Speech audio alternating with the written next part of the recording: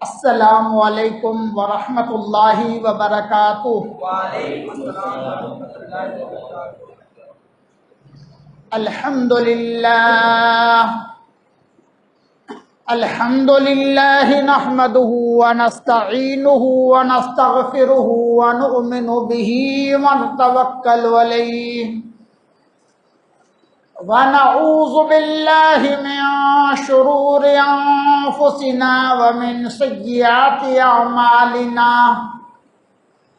من يهده الله فلا مضل له ومن يضلله فلا هادي له، ونشهد أن لا إله إلا الله وحده لا شريك له،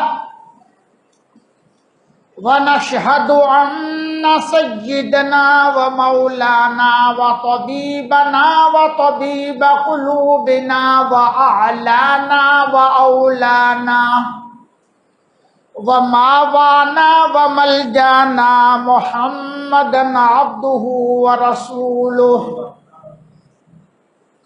أما بعد، أعوذ بالله من الشيطان الرجيم، بسم الله الرحمن الرحيم، وقل رب زدني علما، صدق اللہ مولانا العظیم۔ ان اللہ وملائکتہ یصلون علی النبی یا ایہا الذین آمنوا صلوا علیہ وسلموا تسلیما۔ اللہم صل علی سیدنا محمد وعلی آل سیدنا محمد وبارک وسلم، صلاۃ و سلام علیک یا رسول اللہ، صلاۃ و سلام علیک یا حبیب اللہ۔ رہے پابند احکام شریعت ابتدائی سے، رہے پابند احکام شریعت ابتدائی سے، نہ چھوٹا شیر خواری میں بھی روزہ غوث اعظم کا، نہ چھوٹا شیر خواری میں بھی روزہ غوث اعظم کا۔ الیہ یا مبارک آتی تھی آواز خلوت میں، الیہ یا مبارک آتی تھی آواز خلوت میں، یہ دربار الہی میں ہے رتبہ غوث اعظم کا۔ مریدی لا تخف کہہ کر تسلی دی غلاموں کو، مریدی لا تخف کہہ کر تسلی دی غلاموں کو، قیامت تک رہے بے خوف بندہ غوث اعظم کا، قیامت تک رہے بے خوف بندہ غوث اعظم کا۔ تیری سرکار میں لاتا ہے رضا اس کو شفیع، تیری سرکار میں لاتا ہے رضا اس کو شفیع، جو میرا غوث ہے اور لاڈلا بیٹا تیرا۔ محترم بزرگوں، نوجوان دوستوں، ربیع الآخر، ربیع الغوث مبارک مہینے کی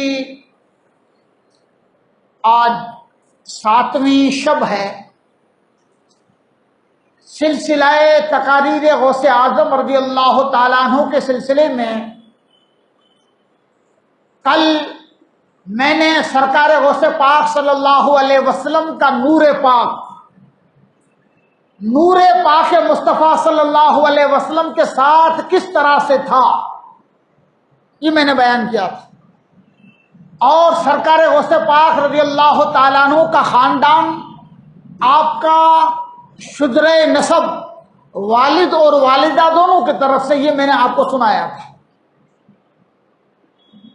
اس سے آگے آج پیران پیر غوث پاک رضی اللہ تعالیٰ عنہ کی پیدائش، بلکہ آپ کی پیدائش سے پہلے وقت کے بڑے بڑے اولیاء کرام نے آپ کی دنیا میں تشریف آوری کی پیشین گوئی فرمائی،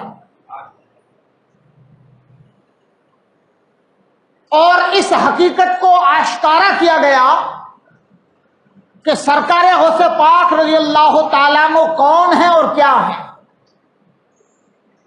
سورج جب طلوع ہوتا ہے، جیسے آج کل آپ کے سورت میں سورج صبح 7 بجے طلوع ہوتا ہے اور طلوع آفتاب سے 15 منٹ پہلے روشنی پھیل جاتی ہے، زمین پر اجالا نظر آتا ہے، یہ اس بات کی دلیل ہوتی ہے کہ عنقریب سورج جگمگانے والا ہے۔ اسی طرح اللہ کے جو خاص بندے ہوتے ہیں دنیا میں تشریف لاتے ہیں تو ان کی تشریف آوری سے پہلے اس طرح کا اعلان ہوتا ہے کہ عنقریب کوئی عظیم ہستی اس دھرتی پر پیدا ہونے والی ہے۔ اللہ کے رسول صلی اللہ علیہ وسلم نے جب پردہ فرمایا، آپ نے اپنے وصال سے پہلے اپنا مقدس جبہ حضرت مولا علی شیر خدا اور حضرت فاروق اعظم رضی اللہ تعالیٰ عنہما کو عطا فرمایا تھا۔ کل تو یہ بیان نہیں ہوا ہے نا، 2 جگہ ہوتا ہے، تھوڑا کنفیوز ہو جاتا۔ حضرت تاجدار کائنات صلی اللہ علیہ وسلم نے اپنا جبہ مولا علی شیر خدا اور حضرت عمر کو عطا فرمایا اور ان سے فرمایا کہ میری وفات کے بعد میرا یہ جبہ میرے ایک عاشق اور میرے دیوانے کو دے دینا۔ دونوں نے پوچھا آقا آپ کا عاشق اور دیوانہ کون ہے؟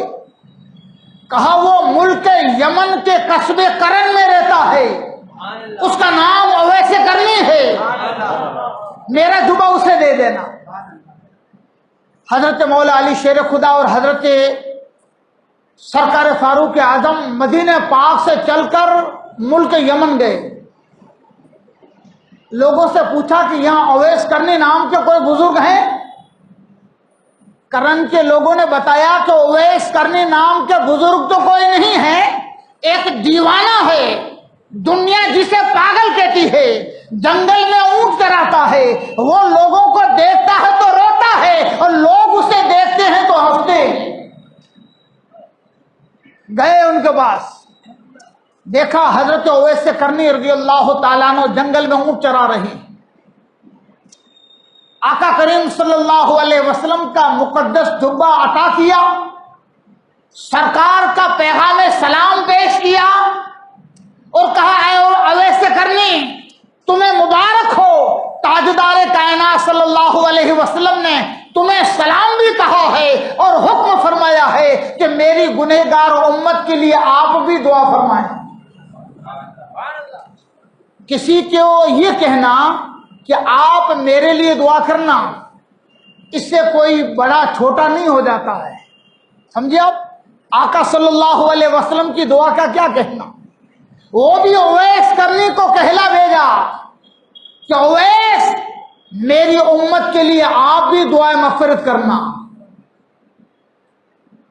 حضرت اویس کرنی رضی اللہ تعالیٰ عنہ نے حضور کا جبہ لیا، سرکار فاروق اعظم اور سرکار مولا علی شیر خدا سے الگ ہو کر اویس کرنی آگے چلے گئے، سر سجدے میں رکھا، کہا مولا تیرے محبوب نے میرے لیے اپنا جبہ بھیجا ہے، لیکن میں اس وقت تک اس جبے کو نہیں پہنوں گا جب تک مولا تو میرے محبوب کی امت کی بخشش نہ فرما دی، میرے آقا کی گنہگار امت کی مغفرت نہ فرما دی۔ آواز آئی ہم نے اتنے معاف کیے، اتنے معاف کیے، اتنے معاف کیے۔ اویس کرنی بار بار تقاضا کر رہے ہیں اور زیادہ بخشش کی مانگ کر رہے ہیں اور صدا آ رہی ہے کہ ہم نے اتنے ہزار، اتنے لاکھ، اتنے کروڑ کو بخشا۔ آخرکار بات آدھی امت تک پہنچی، اویس تیری دعا کی بدولت ہم نے اپنے محبوب کی آدھی امت کو معاف کیا۔ کہا مولا اور بڑھا دے، اور زیادہ کر دے۔ آواز آئی آدھی امت کی بخشش کا سرٹیفکیٹ تجھے ملتا ہے اور آدھی امت میرے محبوب کے محبوب عبد القادر جیلانی کی دعا کی مقدس دعا کی وجہ سے ان کی بخشش ہونے والی ہے۔ یہ 450 برس پہلے کی بات ہے۔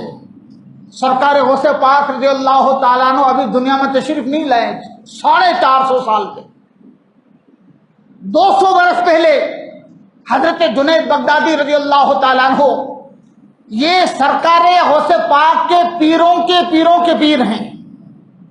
جنید بغدادی 200 برس پہلے ہو گئے۔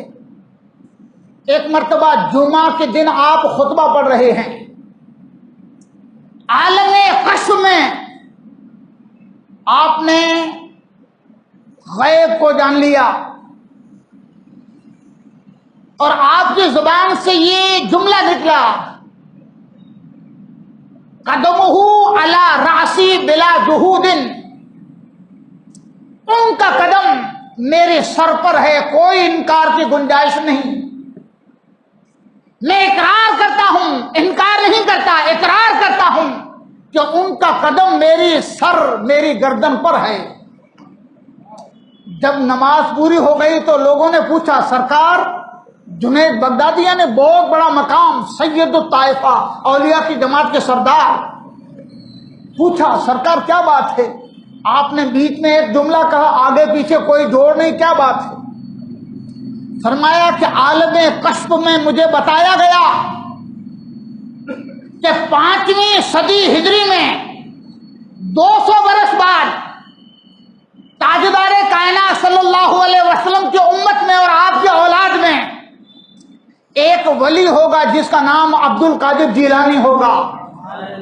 اللہ تعالیٰ اسے وہ مقام و مرتبہ عطا فرمائے گا کہ اللہ کے حکم سے وہ اعلان کرے گا، میرا یہ قدم تمام اولیاء کی گردنوں پر ہے، میں نے 200 سال پہلے ان کے اعلان کے 200 سال پہلے ان کے قدم پاک کو اپنے گردن پر لے لیا ہے۔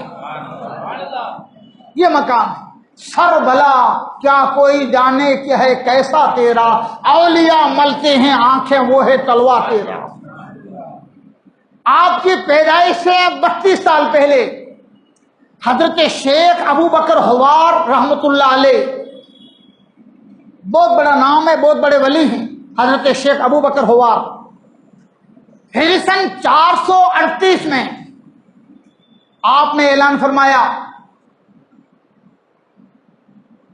کہ اے لوگوں، ان قریب بہت ہی مختصر وقت میں عراق کی سرزمین پر ایک ولی کامل پیدا ہوگا جو خاندان رسول سے تعلق رکھے گا، اور اس کا مقام و مرتبہ یہ ہوگا کہ اللہ کی طرف سے اسے حکم ہوگا کہ اعلان کرو میرا یہ قدم تمام اولیاء کرام کے گردنوں پر ہے، اور دنیا کے سارے اولیاء کرام اپنے گردنوں کو جھکا دیں۔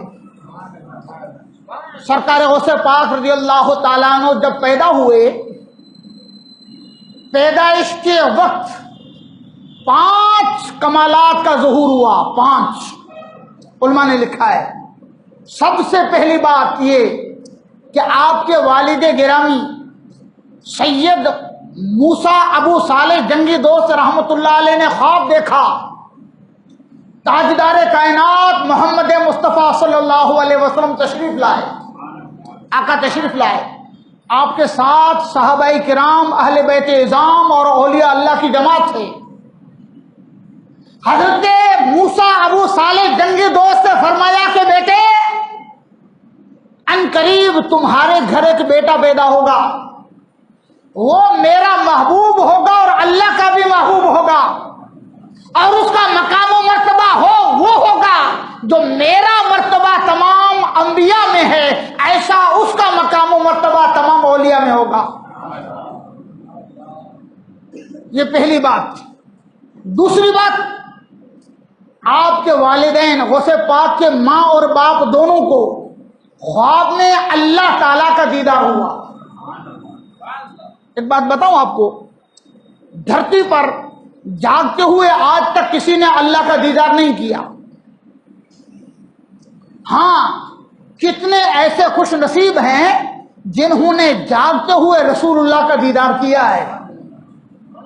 امام جلال الدین سیوطی کے بارے میں علماء نے لکھا ہے کہ جاگتے ہوئے 74 مرتبہ آپ کو آقا کا دیدار ہو گیا ہے۔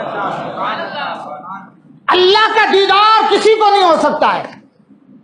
ایک ہستی ہے محمد مصطفیٰ صلی اللہ علیہ وسلم کی، جنہوں نے خدا کو دیکھا ہے لیکن زمین پر نہیں، عرش کے اوپر۔ سرکار نے دیکھا ہے عرش کے اوپر، زمین پر کسی نے آج تک خدا کو نہیں دیکھا۔ ہاں کچھ ایسے خوش نصیب ہیں جن کو اللہ پاک کا دیدار ہوا ہے۔ حضرت امام اعظم ابو حنیفہ کے بارے میں لکھا ہے کہ آپ کو 100 مرتبہ اللہ پاک کا دیدار ہوا ہے، امام اعظم ابو حنیفہ۔ تو حضرت غوث پاک کے والد اور والدہ، ماں باپ دونوں کو اللہ پاک کا دیدار ہوا، اور فرمایا، اللہ پاک نے فرمایا، اے میرے بندو، تمہارے گھر ایک بیٹا پیدا ہونے والا ہے، وہ میرا محبوب ہوگا، وہ میرا خاص بندہ ہوگا، اور جو اس کا مخالف ہوگا وہ میری رحمت سے مایوس ہو جائے گا۔ دو باتیں۔ تیسری بات یہ میں نے کل بتایا تھا کہ آقا کریم صلی اللہ علیہ وسلم کو معراج کی رات پیران پیر غوث پاک رضی اللہ تعالیٰ عنہ نے آقا کے قدموں کے نیچے اپنا کندھا رکھا تھا شب معراج۔ جب پیران پیر غوث پاک رضی اللہ تعالیٰ عنہ پیدا ہوئے تو آپ کے مقدس کندھے پر آقا کے قدم پاک کا نشان تھا۔ حضور دنیا میں تشریف لائے تو آپ کے کندھے کے بیچ میں مہر نبوت تھی، اور سرکار غوث پاک تشریف لائے تو آپ کے کندھے پر رسول پاک صلی اللہ علیہ وسلم کا نشان قدم تھا۔ یہ تین باتیں۔ اور چوتھی بات یہ کہ جب سرکار غوث پاک رضی اللہ تعالیٰ عنہ پیدا ہوئے رمضان المبارک کی چاند رات کو، ہجری سن 470 چاند رات رمضان المبارک کی، الگ الگ روایتیں آتی ہیں۔ ایک روایت میں کہ اس رات جیلان اور آس پاس میں لگ بھگ 400 بچے پیدا ہوئے، کسی نے اور زیادہ لکھے 400، سب کے سب بیٹے، اور سرکار غوث پاک کی نسبت سے اللہ نے سب کو ولی بنا دیا۔ تو غوث پاک اکیلے دنیا میں تشریف نہیں لائے، ایک اولیاء کرام کی پوری ٹیم اور جماعت لے کر دنیا میں تشریف لائے۔ اور پانچویں بات یہ تھی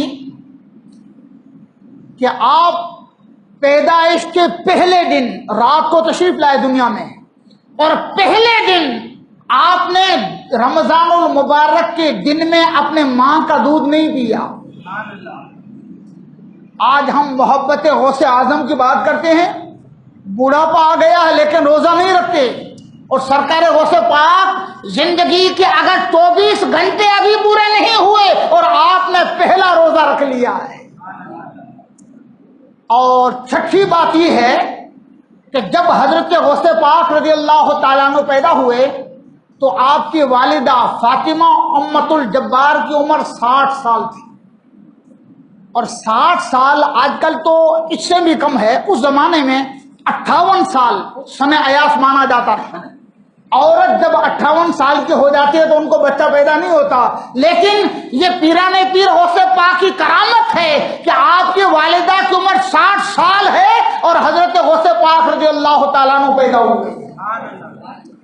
اس طرح بڑی برکتوں اور فضیلتوں کے ساتھ سرکار غوث پاک رضی اللہ تعالیٰ عنہ دنیا میں تشریف لائے۔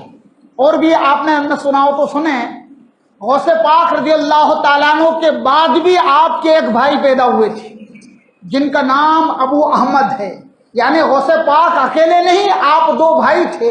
آپ کے جو چھوٹے بھائی تھے، جب آپ بغداد میں تعلیم لے رہے تھے اس وقت جوانی کے عالم میں حضرت غوث پاک کے چھوٹے بھائی حضرت سید ابو احمد کا جیلان کے اندر وفات ہو گئی تھی۔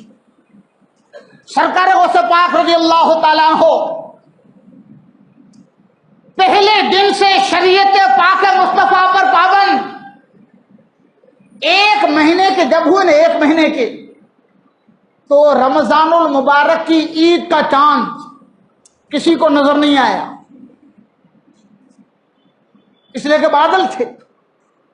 اور پورا جیلان، یا آپ کا وطن جیلان، یہ اس زمانے میں ایران میں تھا، ایران، ایران ایک دیش ہے، بغداد عراق میں ہے اور جیلان ایران میں تھا۔ پورے جیلان میں مصروف ہو گیا تھا، ولد للاشراف ولد لا یرجو فی رمضان، یعنی سادات کے گھرانے میں ایسا بیٹا پیدا ہوا ہے جو پہلے دن سے رمضان المبارک کے روزہ رکھتا ہوا نظر آتا ہے۔ جب عید کا چاند دیکھنے کی بات ہے، عید کا، تو بادلوں کی وجہ سے چاند نظر نہیں آیا۔ لوگوں نے کہا چلو یہ آل نبی کا گھرانہ ہے، ان کو پوچھ لیتے ہیں کہ حضرت کل روزہ رکھیں کہ نہیں، کل عید ہے کہ رمضان ہے؟ بات سمجھ میں آتی ہے؟ حضرت غوث پاک رضی اللہ تعالیٰ عنہ کے گھر آئے لوگ پوچھنے کے لیے، جیلان والے۔ آپ کی والدہ سیدہ فرماتی ہیں کہ کل اگر دن کو میرے بیٹے نے دودھ پی لیا تو سمجھا جائے گا کہ عید ہو گئی ہے، اور اگر دودھ نہیں پیا میرے لال نے تو یہ پتہ چل جائے گا کہ رمضان المبارک کا مہینہ ابھی چل رہا ہے۔ یہ سرکار غوث پاک رضی اللہ تعالیٰ عنہ کی کرامت ہے۔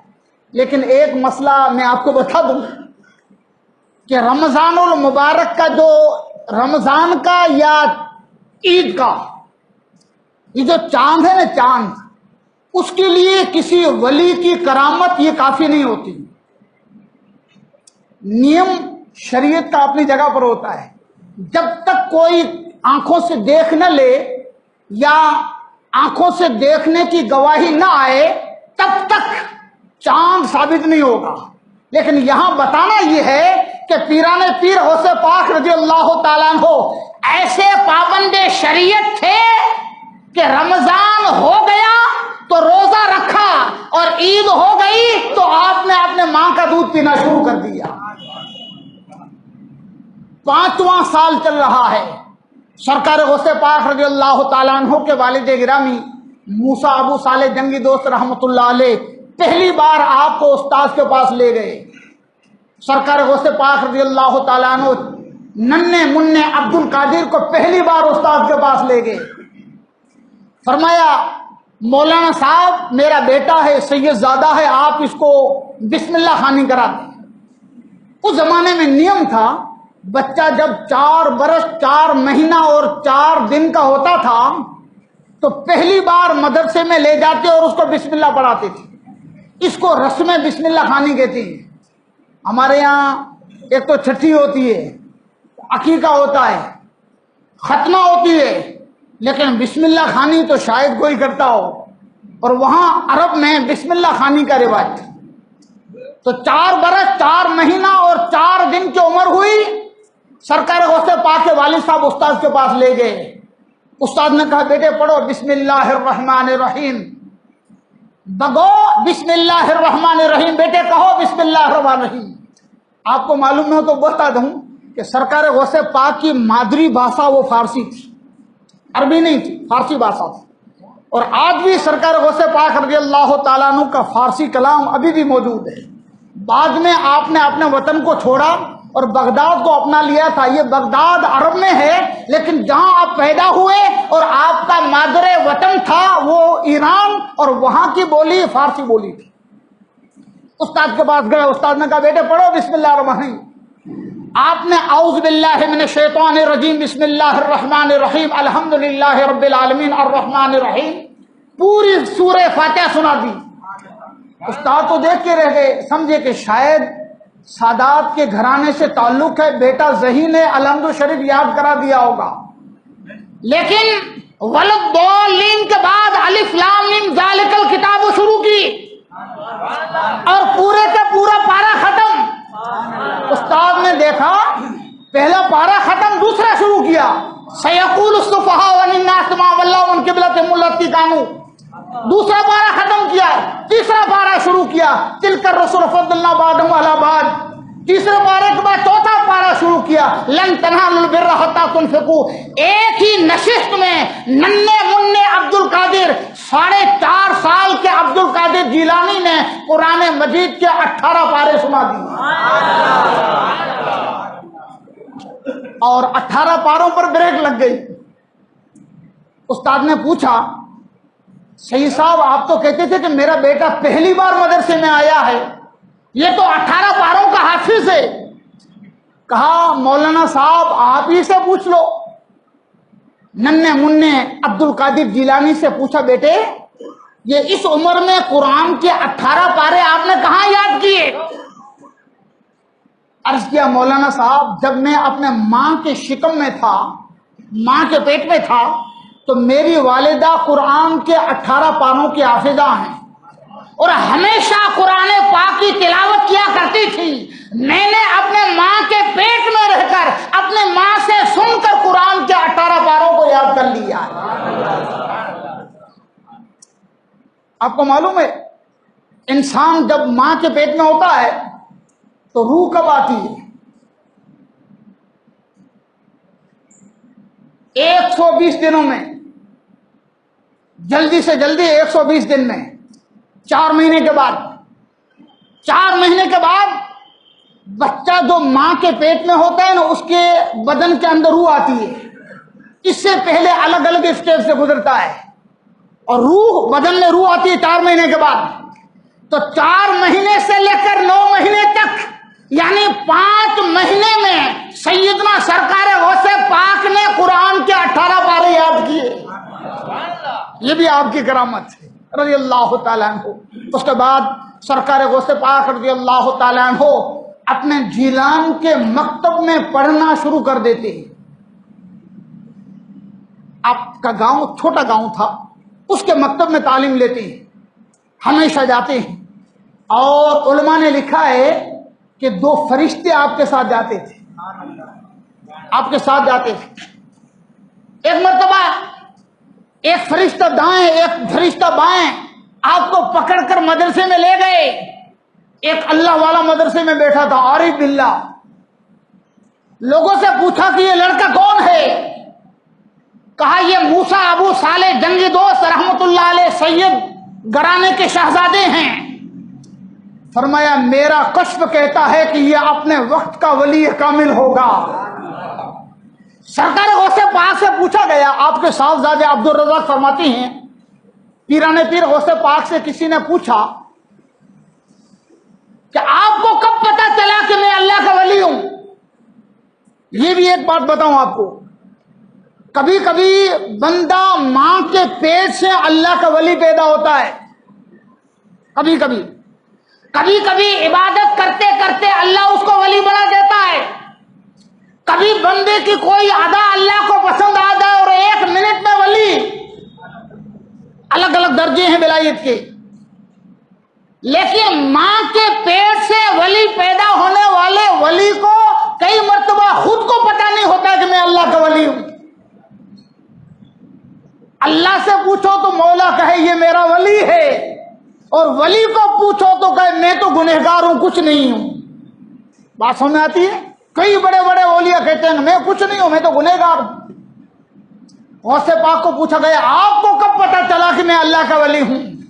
کہا میری عمر جب 10 سال کی تھی اور میں جیلان کے مدرسے میں جاتا تھا تو آواز آتی تھی تفسحوا لولی اللہ، اے بچوں اللہ کا ولی آ رہا ہے، جگہ کھلی چھوڑ دو۔ تب مجھے پتا چلا کہ اللہ تعالیٰ نے مجھے مقام ولایت عطا فرمایا۔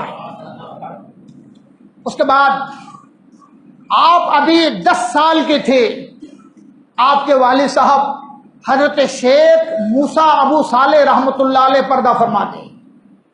10 سال کی عمر میں سرکار غوث پاک یتیم ہو گئے رضی اللہ تعالیٰ عنہ، اور آپ کے وفات کے بعد آپ کے نانا، میں نے کل بتایا تھا نا حضرت شیخ عبداللہ سومی رحمت اللہ علیہ حسینی سادات ہیں، ان کا کوئی بیٹا نہ تھا، ان کی بیٹی تھی سرکار غوث پاک کی ماں صاحبہ، ان کی ایک بیٹی تھی۔ تو انہوں نے اپنے نواسی کی پرورش کی، ابھی 5 سال ان کی تعلیم و تربیت پر دھیان دیا، 5 سال ان کی تعلیم کے مشکل سے گزرے تھے۔ سرکار غوث پاک کی عمر 15 سال کی ہوئی کہ آپ کے نانا صاحب بھی دنیا سے چل بسے۔ اب سرکار غوث پاک رضی اللہ تعالیٰ عنہ کے حوالے ایک آپ کی ضعیف والدہ کی خدمت، نانا کی جو کھیتی باڑی تھی اس کی نگہداشت، یہ ساری ذمہ داریاں آ گئی۔ 3 سال سرکار غوث پاک نے کھیتی کا کام کیا، 15 سال کی عمر سے لے کر 18 سال کی عمر۔ 18 سال کی جب عمر ہوئی، ایک مرتبہ آپ اپنے مکان کی چھت پر تھے کہ جیلان کی مقدس سرزمین سے مکہ کا میدان عرفات نظر آ گیا۔ پردے ہٹے، حالت مکاشفہ میں پیران پیر غوث پاک نے میدان عرفات میں اللہ کے گھر کے پاس لوگوں کو میدان عرفات میں دعا مانگتے ہوئے دیکھا۔ اب آپ کی حالت، آپ کے اندر عجیب انقلاب پیدا ہو گیا، اور دوسرے دن جب بیل گاڑا لے کر کھیتی پر جا رہے تھے، صبح کو جب جا رہے تھے تو ایک بیل جو تھا نا، بیل میں سمجھتے ہو بڑھت، وہ سست تھا، چل نہیں رہا تھا۔ آپ نے اس کو لکڑی ماری۔ علماء نے لکھا ہے کہ بیل نے پیچھے مڑ کر سرکار غوث پاک کو دیکھا۔ یا عبد القادر ما لہذا خلقتا وما لہذا امرتا، عبد القادر جیلانی، اللہ نے آپ کو اس کام کے لیے پیدا نہیں کیا، آپ کی زندگی کا مقصد یہ نہیں ہے، اللہ کا حکم یہ نہیں ہے، بلکہ اللہ تعالیٰ نے کسی اور کام کے لیے آپ کو پیدا کیا ہے۔ سرکار غوث پاک رضی اللہ تعالیٰ عنہ کی زندگی میں انقلاب آ گیا، اور آپ نے فیصلہ کر لیا کہ اب مجھے بغداد جا کر دین پاک مصطفیٰ، میرے نانا جان تاجدار کائنات صلی اللہ علیہ وسلم کے مقدس دین کی تعلیم پوری کرنی ہے۔ حضرت غوث پاک رضی اللہ تعالیٰ عنہ علم کی تلاش کے لیے تیار ہو گئے۔ اب حالات کیسے تھے میں آپ کو بتاؤں۔ چھوٹا بھائی 10-12 سال کا، اور ماں 78 سال کی عمر ہے۔ غوث پاک کی ماں کی عمر کتنی؟ 78 سال۔ چھوٹا بھائی بالکل ناسب، چھوٹا، باپ بھی نہیں ہے، نانا بھی نہیں ہے۔ ایسے عالم میں حضرت غوث پاک رضی اللہ تعالیٰ عنہ کے سامنے سچویشن ایسی ہے کہ دین کی تعلیم لیں یا اپنی ماں کی خدمت کریں، کھیتی باڑی کریں یا امت کی نگہبانی کریں۔ آخرکار سرکار غوث پاک رضی اللہ تعالیٰ عنہ نے اپنی والدہ سے کہا، ماں میں سمجھتا ہوں کہ آپ کی خدمت مجھ پر لازم ہے، آپ کا بڑھاپا ہے، آپ کی ضعیفی ہے، لیکن دین پاک مصطفیٰ صلی اللہ علیہ وسلم کی تعلیم اور تاجدار کائنات صلی اللہ علیہ وسلم نے اپنی وراثت جو علم چھوڑا ہے، اس علم کے حصول کے لیے میں بغداد جانا چاہتا ہوں، لیکن میری ماں آپ اپنی خدمت مجھے معاف کریں تو ہی میں بغداد جا سکتا ہوں۔ یہ علم، دین کا علم، غوث پاک فرماتے ہیں، درست العلم حتی صرت قطبا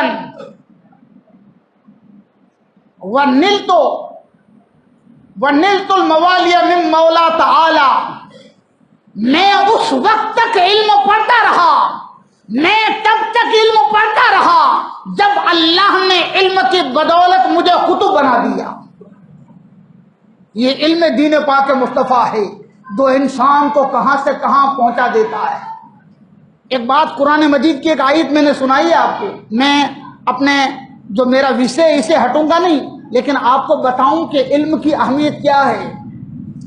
اللہ تعالیٰ قرآن میں فرماتا ہے، وَقُلْ رَبِّ زِدْنِي عِلْمًا، میرے محبوب مجھ سے دعا مانگو۔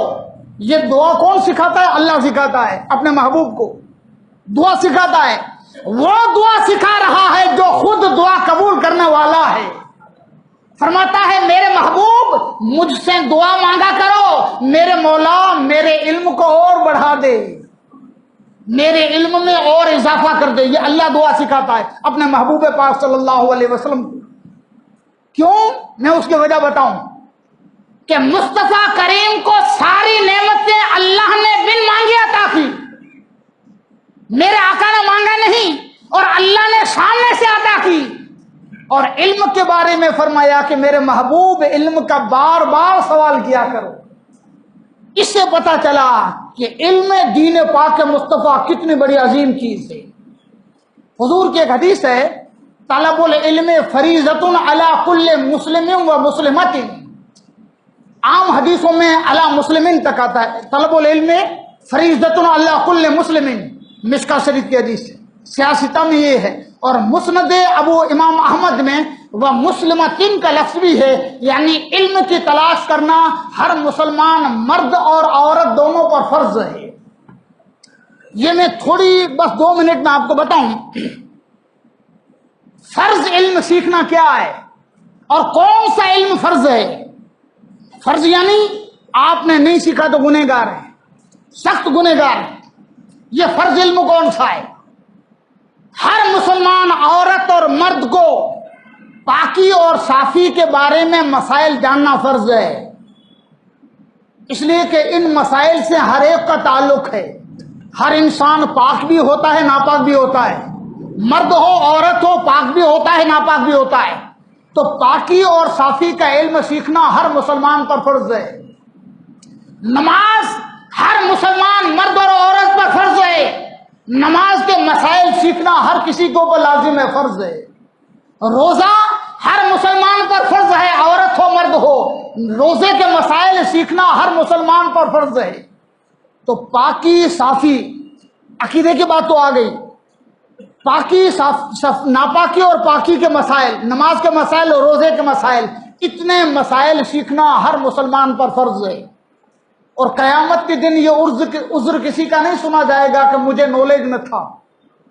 ہاں، زکوٰۃ کے مسائل، اگر آپ کے پاس پیسے نہیں ہیں تو زکوٰۃ کے مسائل سیکھنا فرض نہیں ہے۔ اللہ نے آپ کو دولت دی، اب زکوٰۃ کے مسائل سیکھنا فرض ہو گئے۔ آپ حج کرنے کے لیے جانا چاہتے ہیں، اللہ نے آپ کو پیسہ دیا، استطاعت دی، تو حج کے مسائل سیکھنا فرض ہو گئے۔ آپ تجارت کرتے ہیں تو تجارت کے مسائل فرض ہو گئے۔ تجارت کیسے کی جائے، تجارت کا شرعی حکم کیا ہے، تجارت کے مسائل کیا ہیں، یعنی جن کاموں سے آپ کا تعلق ہے اس کا علم، اس کے مسائل سیکھنا آپ کے اوپر فرض ہو جاتی ہے۔ یہ فرض علم ہے۔ اور ہر مسلمان کو یہ حکم نہیں دیا گیا کہ ہر کوئی مولانا بنے، ہر کوئی مفتی بنے، یہ ہر ایک کو آرڈر نہیں ہے۔ اپنی ضرورت کے مسائل سیکھنا ہر مسلمان پر فرض ہے۔ اور میرے آقا فرماتے ایک حدیث میں آتا ہے، کن عالمن، عالم بن جاؤ، او متعلمن، یا سیکھنے والے بن جاؤ، متعلم یعنی سیکھنے والے بن جاؤ، او مستمعن یعنی دین کی باتیں سننے والے بن جاؤ، او محبن عالموں علم والوں سے محبت کرنے والے بن جاؤ۔ بنو تو 4 میں سے ایک بنو، عالم بنو، متعلم بنو، سننے والے بناؤ، محبت کرنے والے بناؤ۔ مصطفیٰ نے فرمایا کہ 5ویں نہیں بننا، نہیں تو ہلاک ہو جاؤ گے۔ آج اس امت کا بڑا حصہ 5واں بن رہا ہے، نہ عالم ہے نہ متعلم ہے، نہ علم سننے کے لیے آتے ہیں نہ عالموں سے محبت کرتے ہیں۔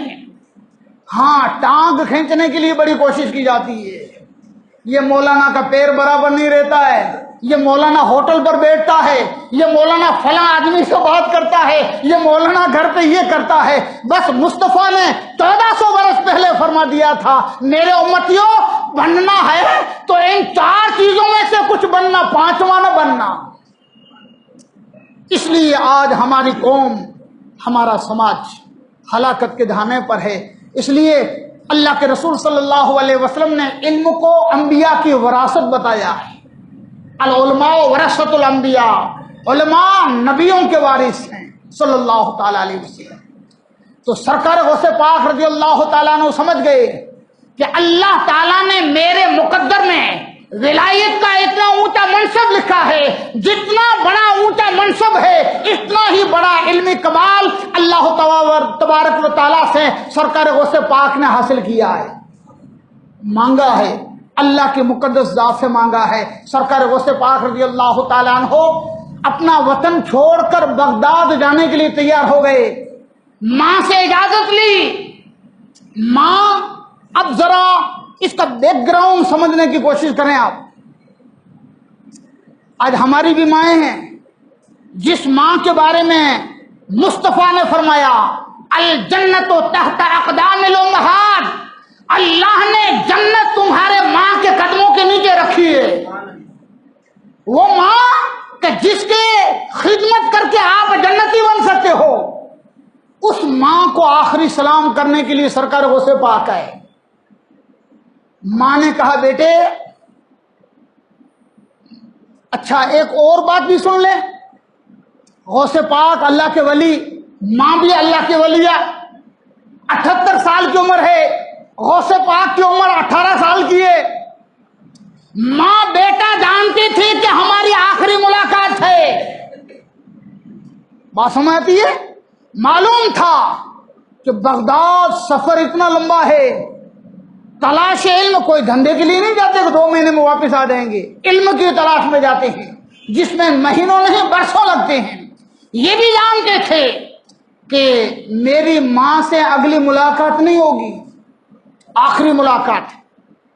ماں نے کہا بیٹے تمہارے والد گرامی دنیا سے گئے تو ورثے میں 80 دینار چھوڑ کے گئے ہیں. آدھا حصہ یعنی 40 دینار تیرے ہیں اور 40 دینار تیرے بھائی کے ہیں. چھوٹے بھائی تب موجود تھے. 40 دینار سرکار غوث پاک رضی اللہ تعالیٰ عنہ کا سارا سرمایہ، ساری پراپرٹی، ساری جائیداد 40 دینار. اب آپ کو اگر معلوم نہ ہو کہ 40 دینار کیا ہوتے ہیں تو میں خلاصہ کر دوں. 1 دینار درہم چاندی کا ہوتا ہے اور دینار سونے کا ہوتا ہے، اور 1 دینار تقریباً میری جو تحقیق ہے، میرا ریسرچ ہے، 4.5 گرام کا ہوتا ہے 1 دینار.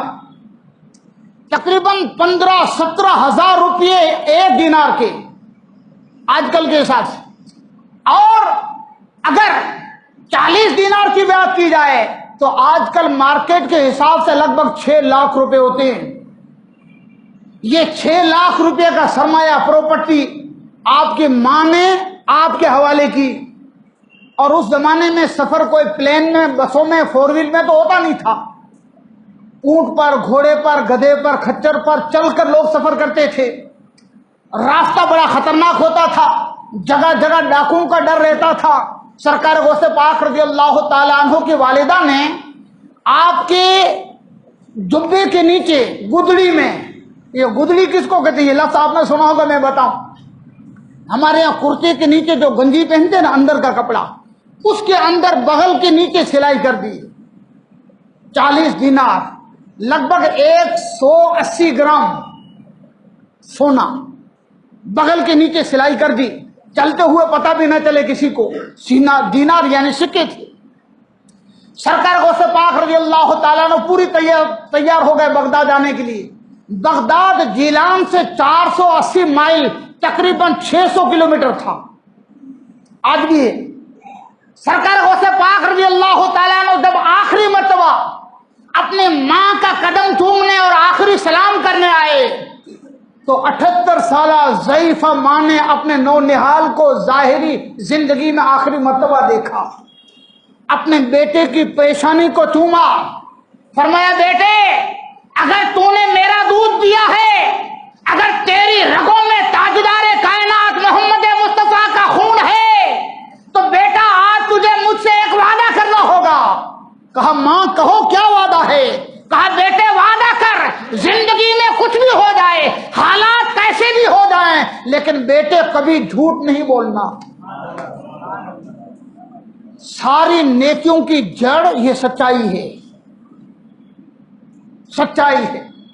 آج ہماری اولاد، ہمارے بیٹے سچ نہیں بولتے. کیوں؟ وہ ہم کو دیکھتے ہیں کہ میرا باپ روز جھوٹ بولتا ہے. چھوٹا بچہ، گھر پہ کسی نے دستک دی،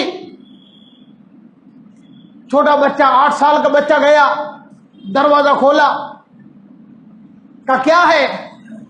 کہا تیرا باپ گھر میں ہے. بیٹا گھر پہ آیا، باپ کو کہا کہ کوئی بلانے آیا. کہا بول دے میرا باپ گھر پہ نہیں ہے. بیٹا جا کر بولتا ہے پپا بولتے ہیں کہ پپا گھر پہ نہیں ہے. وہ بیٹا تو بیٹا، بچہ تو بیٹا ہوتا ہے. یہ ہمارا حال ہے. ہم بچوں کی تربیت صحیح نہیں کر پاتے اس لیے کہ ہماری زندگی میں ہمارا جو کردار ہے وہ شریعت پاک مصطفیٰ کے مطابق نہیں ہے. اور ایک بات میں نے بچپن سے سنی ہے، آپ لوگوں نے بھی سنی ہوگی، ہمارے میمن بھائیوں نے سنی ہوگی 100%. اور میں نے یہ بھی سنا ہے کسی نے کہا کہ یہ غوث پاک کی بات ہے رضی اللہ تعالیٰ عنہ، ایک عورت حضور غوث پاک رضی اللہ تعالیٰ عنہ کے پاس آئی کہ سرکار میرا بیٹا گڑ بہت کھاتا ہے، سمجھتا نہیں ہے، آپ کی بڑی عزت کرتا ہے، آپ سے عقیدت رکھتا ہے، آپ اس کو منع کرو تو گڑ کھانا بند کر دے گا۔ سرکار غوث پاک رضی اللہ تعالیٰ عنہ فرماتے ہیں کہ کل اس کو لے آنا، آج کا آج نہیں کل لے آنا۔ دوسرے دن وہ عورت لے کر بیٹے کو لے کر غوث پاک کی بارگاہ میں آئی، سرکار غوث پاک سے کہا سرکار یہ میرا بیٹا ہے، کل بھی لائی تھی آج پھر لائی۔ کہا بیٹے گڑ نہیں کھانا، زیادہ گڑ کھانے سے بڑا نقصان ہوتا ہے تندرستی کے لیے، یہ کہا اور وہ لے گئی۔ اب اس عورت کو تعجب ہو گیا کہ اتنی بات کرنی تھی تو کل ہی کہتے تھے، کل کیا کام تھا، آج کے لیے کیوں باقی رکھا؟ کہا پیرانے پیر معاف کریں، اتنی بات کے لیے آپ نے دوسری مرتبہ ہم کو بلایا، یہ تو میرے بیٹے کو کل بھی آپ کہہ سکتے تھے۔ میری بات سمجھ میں آتی ہے؟ کال آئے نہ تو آج کیوں؟ سرکار غوث پاک فرماتے ہیں کہ کل میں خود تھوڑا گڑ کھا کر بیٹھا تھا، اور میں خود گڑ کھا کر بیٹھا ہوں اور تیرے بیٹے کو کہوں بیٹا گڑ نہیں کھانا، یہ کیسے ہو سکتا ہے؟ یہ بات بڑی سمپل ہے لیکن سبق بہت بڑا ہے کہ پہلے ہم عمل کریں تب ہم اپنے اولاد کو اس بات کا آگرہ کر سکتے ہیں۔ سچائی کیا ہے؟ اللہ کے رسول فرماتے ہیں، حدیث پاک کا مفہوم ہے، سچائی میں نجات ہے اور جھوٹ میں ہلاکت ہے۔ ایک حدیث میں یہاں تک مصطفیٰ کریم صلی اللہ علیہ وسلم فرماتے ہیں کہ سچائی نیکی ہے اور نیکی جنت میں لے جاتی ہے، اور آدمی سچ بولتے بولتے اللہ کے نزدیک سچا ہو جاتا ہے، اب اس کی ہر بات اللہ کے نزدیک سچی ہوتی ہے۔ اور جھوٹ بولنا، مصطفیٰ کریم صلی اللہ علیہ وسلم فرماتے ہیں کہ جھوٹ یہ گناہ ہے اور گناہ انسان کو جہنم میں لے جاتا ہے، اور بندہ جھوٹ بولتے بولتے ایسا ہو جاتا ہے کہ اللہ کے نزدیک وہ جھوٹا گنا جاتا ہے۔ اور ایک بات میں آپ کو بتاؤں حدیث کے حوالے سے، یہ غوث پاک کے واقعات تو آپ نے سنے ہی ہیں، لیکن غوث پاک کی زندگی میں ہمیں سبق کیا ملتا ہے؟ سچائی سب سے بڑا انسانی کردار ہے، بہت بڑا کردار ہے۔ حضور علیہ الصلوۃ والسلام فرماتے ہیں کہ 4 باتیں منافق کی نشانی ہیں، 4 باتیں، حدیث پاک سیاستہ کی ہر کتاب میں حدیث ہے، 4 باتیں منافق کی نشانی ہیں۔ آپ کہو گے منافق کیا؟ منافق اس کو کہتے ہیں کہ خالی نام کا مسلمان ہو، اندر اس میں ایمان و اسلام جیسا کچھ نہ ہو، یعنی پکا مسلمان مومن نہ ہو، صرف نام کا ہو، کام کا مسلمان نہ ہو، اس کو منافق کہتے ہیں۔ اور مصطفیٰ نے فرمایا صلی اللہ علیہ وسلم کہ منافق کی 4 نشانیاں ہیں، اگر ایک نشانی ہوگی تو سمجھ لو کہ وہ چوتھائی منافق ہے، 2 نشانی ہوگی تو آدھا منافق ہے، 3 نشانی ہوگی تو پونا منافق ہے، 4 نشانی ہوگی تو پورا منافق ہے۔ یہ 4 نشانی کیا ہے؟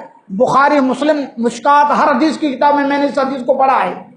پہلی نشانی، اس کے پاس کوئی امانت رکھ کے جائے تو وہ خیانت کرے، یہ پہلی نشانی منافق۔ امانت کس کو کہتے ہیں؟ آپ کو کسی نے کہا کہ بھئی یہ میرے 10,000 روپے رکھو، آپ یہ ادھار نہیں دیو، ادھار وہ الگ چیز ہے، ادھار کسی کو دیے ہیں تو اس کا معنی وہ یوز کر سکتا ہے، یا آپ نے کسی سے مانگے ہیں کہ بھئی مجھے ادھار دو، اس نے جو دیے ہیں یہ قرض ہے، اس کو آپ استعمال کر سکتے ہیں۔ لیکن آپ کو کسی نے کہا میرے پیسے رکھو 10,000، اب یہ آپ کے پاس امانت ہیں، آپ اس کو استعمال نہیں کر سکتے ہیں۔ اور محتاط علماء تو یہاں تک فرماتے ہیں کہ نوٹیں بھی نہیں بدل سکتے آپ کے پاس امانت۔ تو منافق کی پہلی نشانی یہ ہے کہ امانت میں خیانت کرے، اور دوسری نشانی کہ جب بات کرے تو جھوٹ بولے، یہ منافق کی نشانی۔ اللہ کی پناہ، آدمی بات کرے تو جھوٹ بولے۔ اب جھوٹ بھی کئی قسموں کا ہوتا ہے، کئی قسموں کا جھوٹ ہوتا ہے۔ کبھی کبھی لوگ اپنے فائدے کے لیے جھوٹ بولتے ہیں، حالانکہ یہ بھی جائز نہیں ہے، اپنے فائدے کے لیے بھی جھوٹ بولنا منع ہے۔ کاروبار میں مثال دوں آپ کو، ایک چیز ہے، مارکیٹ میں آپ نے 1,000 روپے کے لی آپ اس کو 2000 میں بیچ سکتے ہو، شریعت نے منع نہیں کیا۔ 1000 روپے کی چیز آپ 5000 میں بیچ سکتے ہو، شریعت نے نفع کو لمیٹڈ نہیں کیا ہے، آپ چاہو اتنا نفع لے سکتے ہو۔ لیکن 1000 روپے کی آئی ہوئی چیز کے بارے میں آپ یہ نہیں کہہ سکتے میں نے یہ 4000 میں لی ہے تجھے 4100 میں دیتا ہوں، یہ جائز نہیں ہے۔ تجارت میں بھی جھوٹ بولنا جائز نہیں ہے، اور حدیث پاک میں تجارت کی جو فضیلتیں ہیں اس تاجر کے لیے جو سچا تاجر ہے۔ یہ تو تجارت کی بات ہے۔ کتنے لوگ ایسے بھی بد نصیب ہیں کہ بغیر فائدے کے جھوٹ بولتے ہیں۔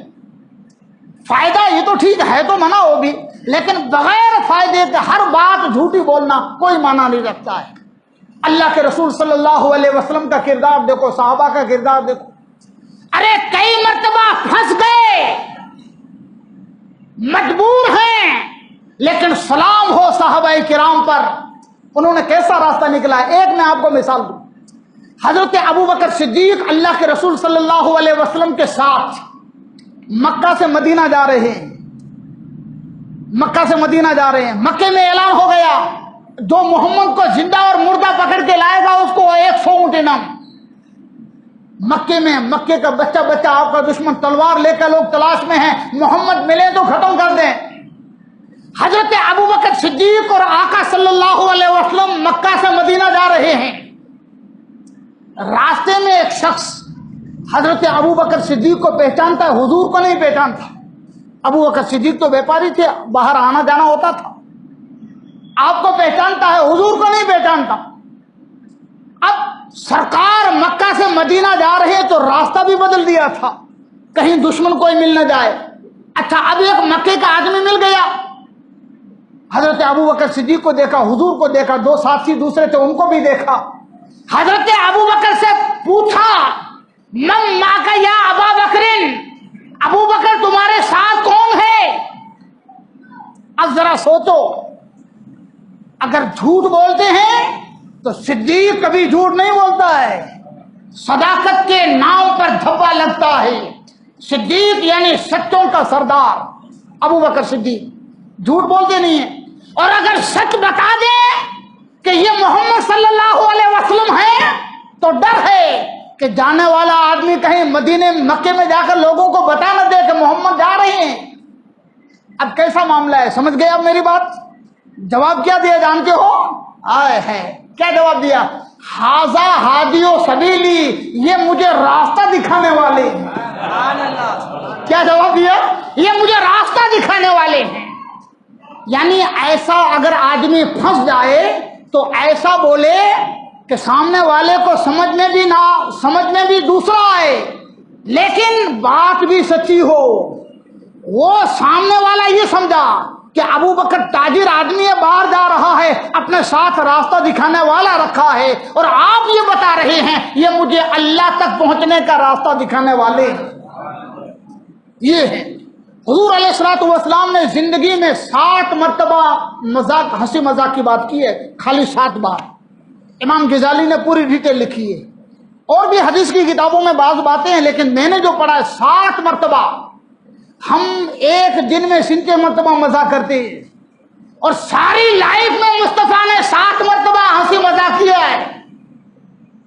لیکن قربان جائیں میرے آقا کریم صلی اللہ علیہ وسلم پر کہ آپ نے ہنسی مذاق میں بھی کبھی جھوٹ نہیں بولا۔ لوگوں کو ہنسانے کے لیے کتنے لوگ جھوٹ بولتے ہیں، بڑے گنہگار ہیں۔ اس میں خالی 2 کی آپ کو مثال دوں۔ ایک عورت کہنے لگی یا رسول اللہ، ایک بڑھیا تھی، بڑا درد تھا، وہ جانتی تھی کہ آمنہ کا بیٹا جنت کا مالک ہے، اگر کہہ دے تو جنتی ہے تو میں جنتی بن جاؤں۔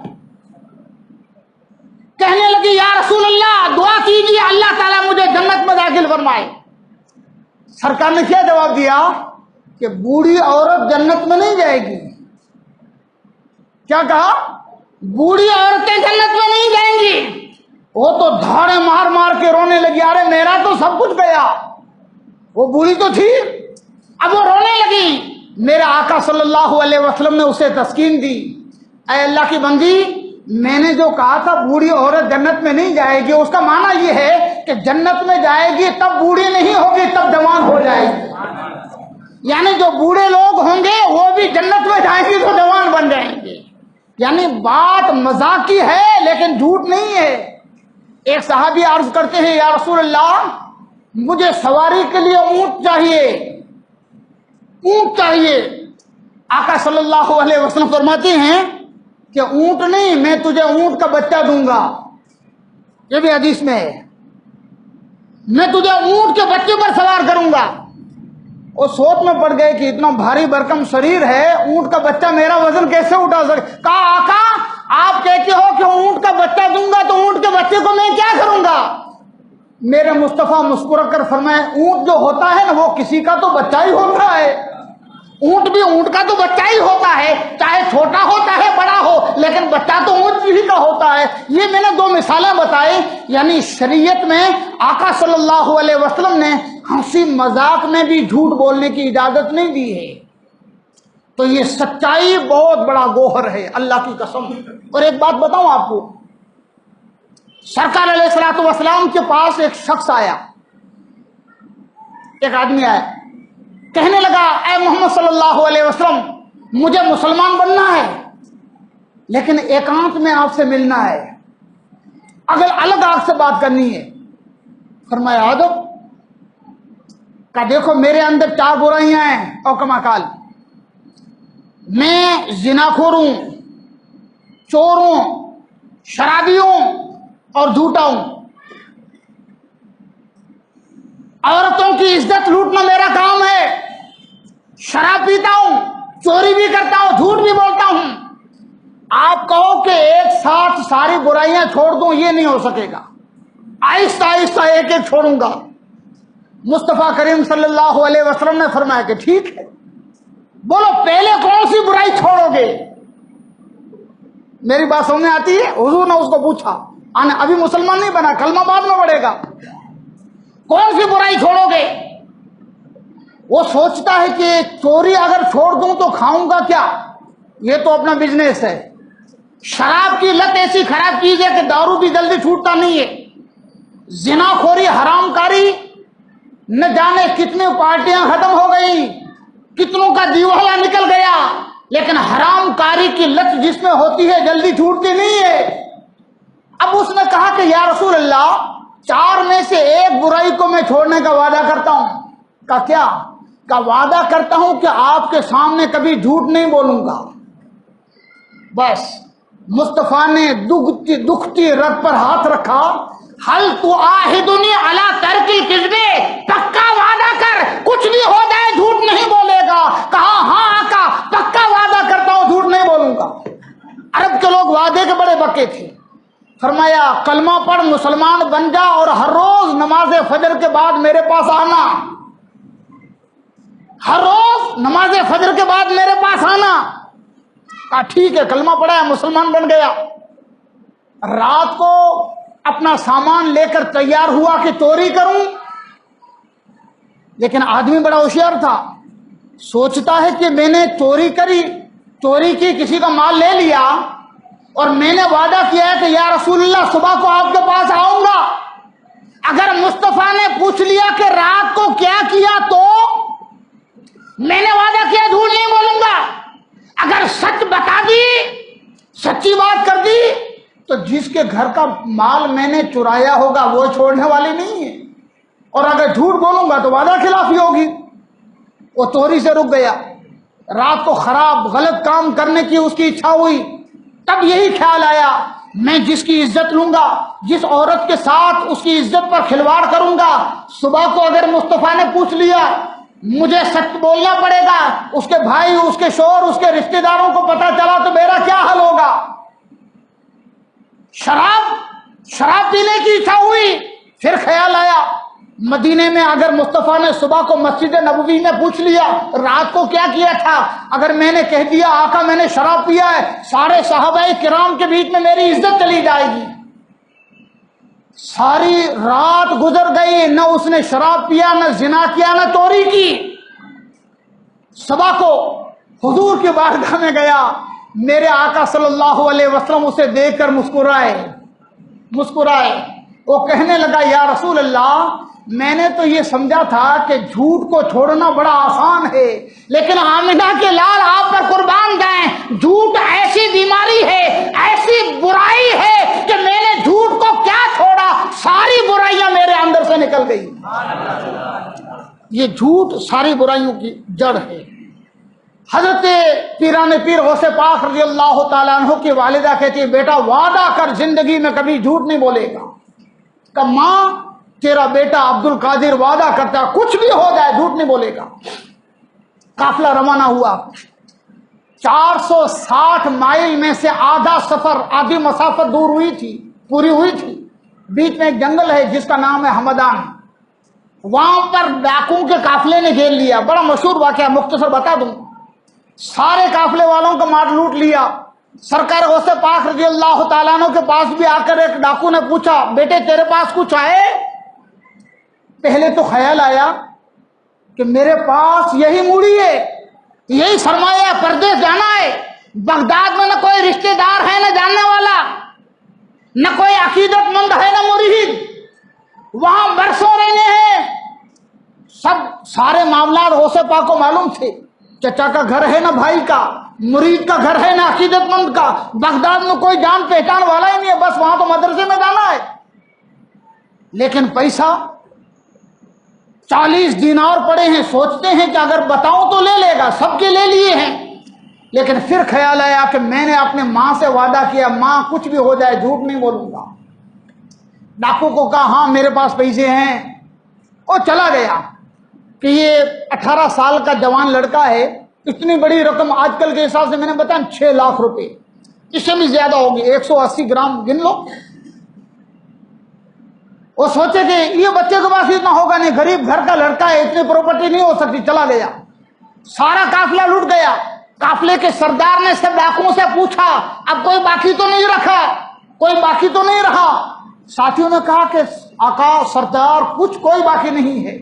ایک نے کہا کہ ایک جوان لڑکا تھا، اس کو میں نے پوچھا تو اس نے بتایا کہ میرے پاس 40 دینار ہیں، لیکن مجھے اس کی بات سچی معلوم نہ ہوئی تو میں نے اس کو چیک نہیں کیا اور چلا آیا۔ کہ چلو چلو ایک کو کیا چھوڑنا۔ ڈاکوؤں کے سردار کا نام تھا احمد بدوی، وہ نام کے مسلمان تھے خالی۔ سرکار غوث پاک سے پوچھا، بیٹے تمہارے پاس کیا ہے؟ کہ 40 دینار ہیں۔ تمہیں معلوم ہے ہم ڈاکو ہیں، ڈاکو کے ساتھ مذاق مت کرو۔ کہ مذاق نہیں کرتا، سب بولتا ہوں۔ کہاں ہیں؟ کہا میرے جبے میں گدڑی میں سلے ہوئے ہیں۔ ساتھیوں سے کہا کہ اس کی سلائی نکال کے دیکھو، سچ مچ 40 دینار سونے کے سکے نکل پڑے۔ اب یہ بھی بات تعجب خیز کہ اگر یہ بچہ بتاتا نہیں تو ہمیں پتہ نہ چلتا، اگر بتانا تھا تو اتنی حفاظت سے چھپائے کیوں، اور اگر چھپائے تو پھر بتائے کیوں؟ میری بات سمجھ آتی ہے؟ اتنی محنت کر کے یہاں سلائی کر لی، اگر بتاتے نہیں تو پتہ ہی نہ چلتا، اور اتنی محنت سے چھپائے تھے تو بتائے کیوں؟ کہا بیٹے تم نے اتنی محنت سے 40 دینار کو چھپایا تھا، بتا کیوں دیے؟ آپ نے فرمایا کہ اے ڈاکو سن لے، میں بھی سمجھتا ہوں یہ میری زندگی کا کل سرمایہ ہے، میں پردیس جا رہا ہوں، میرے پاس اور کچھ نہیں ہے، میں بھی سمجھتا ہوں میری قیمتی دولت ہے، لیکن بات صرف یہ ہے کہ جب میں گھر سے نکل رہا تھا میری ضعیفہ والدہ نے مجھ سے وعدہ کرایا تھا کہ بیٹے زندگی میں کیسا بھی کٹھن وقت آئے لیکن جھوٹ نہ بولنا، میں ہر چیز برداشت کر سکتا ہوں، اپنے ماں سے کیے ہوئے وعدے کو میں کبھی ٹھکرا نہیں سکتا۔ یہ بات سن کر احمد بدوی کی آنکھوں میں دھڑا دھڑ آنسو جاری ہو گئے۔ یہ ڈاکو زندگی میں پہلی بار کبھی رویا تھا، سرکار غوث پاک کے سامنے کتنی دیر تک روتا رہا، اور اس کے بعد کہا کہ شہزادے تم اپنے ماں سے کیے ہوئے وعدے کو فراموش نہیں کر سکتے، اور میں کتنا برا آدمی ہوں کہ اللہ کے حکم کی خلاف ورزی کر رہا ہوں، ساری زندگی اللہ اور اس کے رسول کے احکام کو میں نے پائمال کیا ہے، اپنا ہاتھ بڑھاؤ، میں آپ کے ہاتھ پر توبہ کرتا ہوں اور وعدہ کرتا ہوں کہ آج کے بعد زندگی میں کبھی کسی پر ظلم بھی نہیں کروں گا اور میں کسی کا مال بھی نہیں لوٹوں گا۔ سرکار غوث پاک اپنی کتاب میں لکھتے ہیں کہ وہ پہلی جماعت تھی میری زندگی میں، وہ پہلا مقدس لوگوں کا گروہ تھا جو ڈاکو میں سے اللہ تعالیٰ نے ان سب کو ولی بنا دیا۔ احمد بدوی اپنے ساتھیوں کو کہتا ہے کہ میں نے یہ دھندا چھوڑا، تم کو جو کچھ کرنا ہو کرو۔ ساتھیوں نے کہا برے کاموں میں تو ہمارا سردار تھا، اچھائی کے لائن میں بھی تو ہمارا سردار ہے۔ سارے لوگوں نے توبہ کی، سارے قافلے والوں کا مال مل گیا۔ سرکار غوث پاک رضی اللہ تعالیٰ عنہ اس کے بعد بغداد پہنچے۔ بغداد جب پہنچے تو رات کا وقت تھا، رات کا وقت۔ سرکار غوث پاک، اب قافلے والے تو سب اپنے اپنے حساب سے چلے گئے، آپ اکیلے مدرسے میں جانا تھا۔ رات کا وقت بارش برس رہی تھی۔ لوگوں سے پوچھا حضرت شیخ حماد بن مسلم کی خانقاہ کہاں ہے؟ لوگوں نے بتایا کہ وہ سامنے دروازہ ہے، وہ حضرت حماد کا ہے۔ سرکار غوث پاک گئے۔ یہ آدمی بڑا کب بن جاتا ہے، اس کی پہلی مثال میں آپ کو پیش کروں۔ آدھی رات کا وقت سرکار غوث پاک خانقاہ کے پاس گئے، ہاتھ اونچا کیا، دروازہ کھٹکھٹاؤں۔ پھر خیال آیا کہ میں اپنے لیے دوسرے کسی کو پریشان کروں، یہ میری غیرت کا فیصلہ نہیں ہو سکتا ہے۔ یہ بیچارے رات کو سوئے ہوں گے، اپنے آرام میں ہوں گے، اگر میں دروازے کو کھٹکھٹاؤں گا تو دروازہ کھولیں گے، ان کی نیند بھی خراب ہوگی۔ رات بھر بارش میں بھیگتے رہے، ٹھنڈی میں سسکتے رہے، لیکن سرکار غوث پاک رضی اللہ تعالیٰ عنہ نے وہاں خانقاہ کے لوگوں کو بیدار کرنا، یہ آپ نے گوارا نہیں کیا۔ کتنی بڑی بات ہے ہماری زندگی میں، کاش یہ سبق ہمیں پیران پیر کا مل جائے کہ ہم اپنے فائدے کے لیے کسی کو تکلیف نہ دیں تو ہماری زندگی کے بہت سارے مسائل حل ہو جائیں۔ سرکار غوث پاک رضی اللہ تعالیٰ عنہ نے بغداد میں تعلیم لی، 8 برس تک آپ نے تعلیم لی۔ انشاءاللہ یہ کل کا سبجیکٹ ہے، سرکار غوث پاک رضی اللہ تعالیٰ عنہ نے تعلیم کیسے لی، تعلیم کے لیے کتنی کٹھن راہوں سے آپ کو گزرنا پڑے گا، اور 26 سال کی عمر میں عالم، مفتی، محدث، فقیہ سب کچھ بن گئے۔ اس کے بعد زندگی کا اگلا مرحلہ کیا ہوتا ہے، انشاءاللہ کل کے بیان میں آپ کو سنانے کی کوشش کروں گا۔ میرا مولا مجھے اور آپ سب کو پیران پیر کے فیوز و برکات سے مالا مال فرمائے، اور سرکار غوث پاک رضی اللہ تعالیٰ عنہ کے نقش قدم پر چلنے کی توفیق عطا فرمائے۔ وآخر دعوانا ان الحمد للہ رب العالمین۔ صلاۃ والسلام کے لیے